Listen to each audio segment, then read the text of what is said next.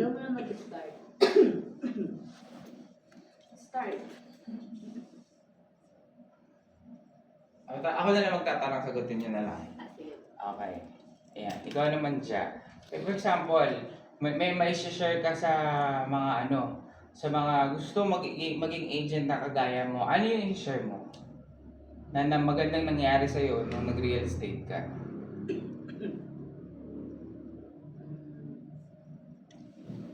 Nung pinasok ko yung real estate, marami pa akong natutunan about sa ideas sa bahay.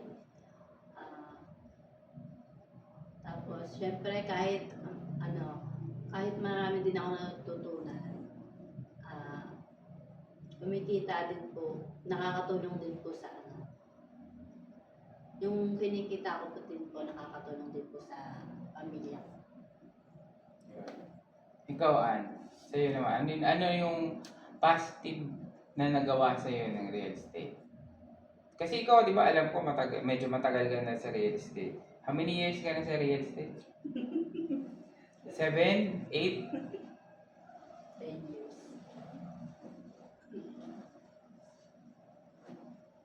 Ano? Salita ka lang daw. Sasagutin mo na nga lang yung tanong.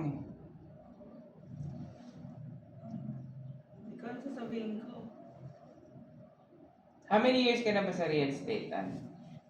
Sa pagiging agent? Simula nung in-house hanggang ngayon sa nag-transfer ka sa broker? 9 years? 9 years. So, in 9 years time, ano yung masishare mo na good thing na nag-real estate ka? Nag-real estate ako, medyo lumaki yung income.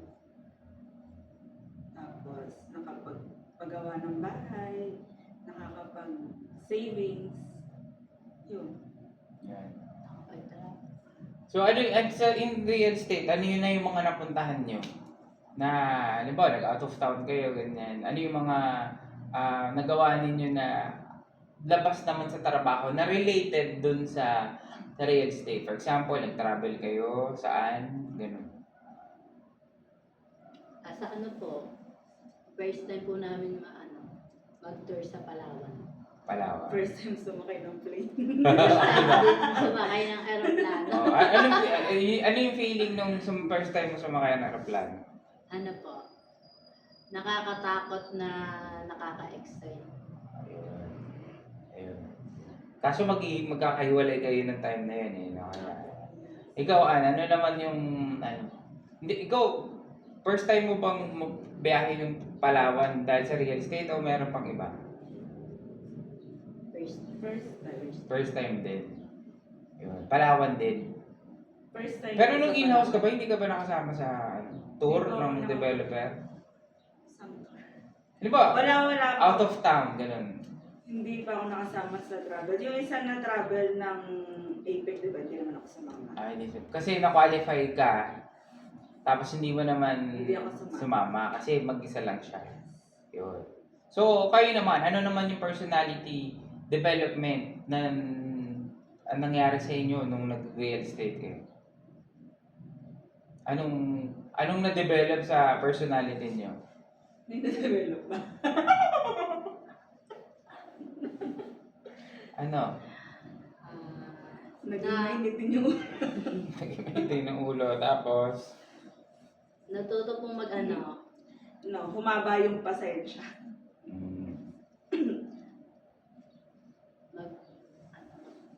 natutong magpaliwanag sa ng mga project sa bayan.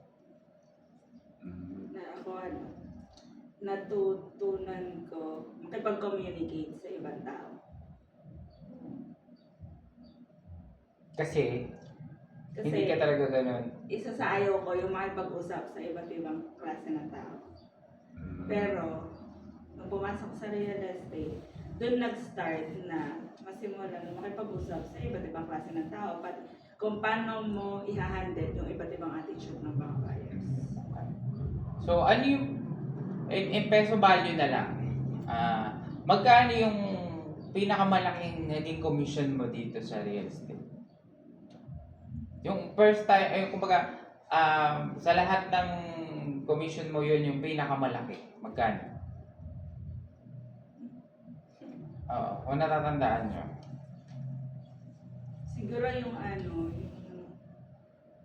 yung weekly na may doon pumapasok na commission. Siguro close to 80 ba yun? 80K, close to 80K siya.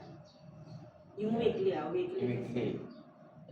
Weekly, medyo big amount naman siya. Kaya, So ano yun? Parang jubilation yun eh. No? jubilation, tapos bukod doon may mga May pumapasok. papasok pa. Ayan. Ikaw, Ja, ano yung pinaka big commission na nahawakan mo in real estate? Bukod dun sa syempre may natatanggap ko pa naman iba. Pero yung one release na sabi mo, eto na yung ang laki pala. Ganun. Laki ng commission. Yung naipon po yung Yung, commission. magkano yun? Magkano yung 40 plus. 40 plus? Yun. So, if meron kayong gustong sabihin dun sa mga bagong papasok sa mixed o sa real estate, ano yung mapapayo nyo? Sipag at tiyaga lang. Sipag Sipag at tiyaga talaga. Kasi hindi rin madali magbenta ng bahay at lupa. Kailangan talaga masipag ka at matyaga ka siyang gawin. Tapos pag nakabenta ka naman, tuloy-tuloy na yun. Saka, continuous learning. Diba? Continuous learning. Yan. Ikaw, Ja, ano yung mapapayo mo dun sa mga papasok sa team natin, sa mixed D, or sa gusto mag-real estate? Ano yung mga masishare mo na para mag-succeed sila?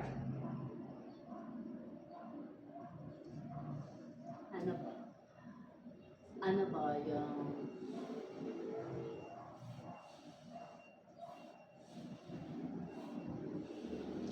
sa una po kasi hindi sa iisipin mo kung papasukan mo, parang sa tingin mo mahirap, pero pag naaral mo na po siya, makakaya mo kahit isipin mo na iisipin mo na mahirap, pero makakaya mo.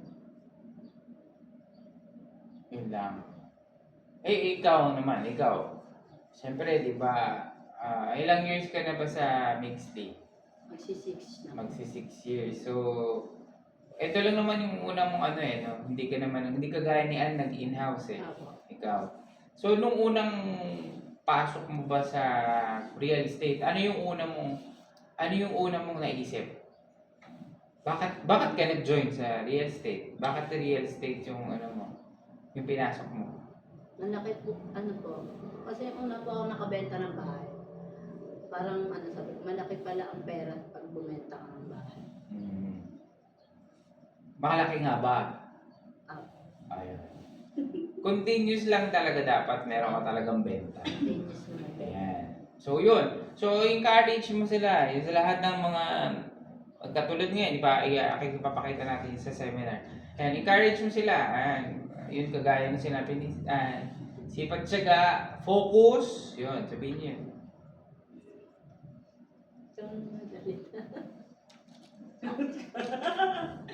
So, mga gusto pumasok sa real estate, PM nyo lang kami.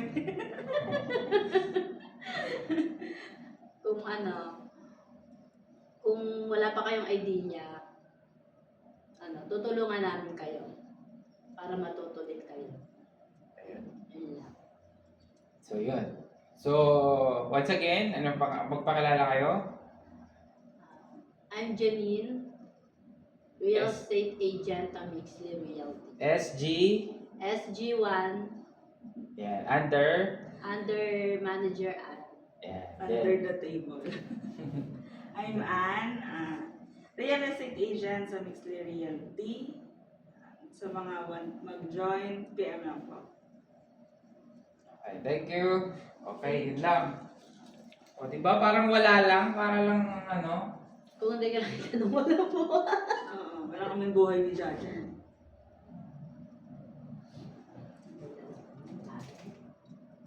Ito po yun. na. Kunin mo yung susi. Bilhin mo na to. 8 million na lang. Kasama ka mo eh.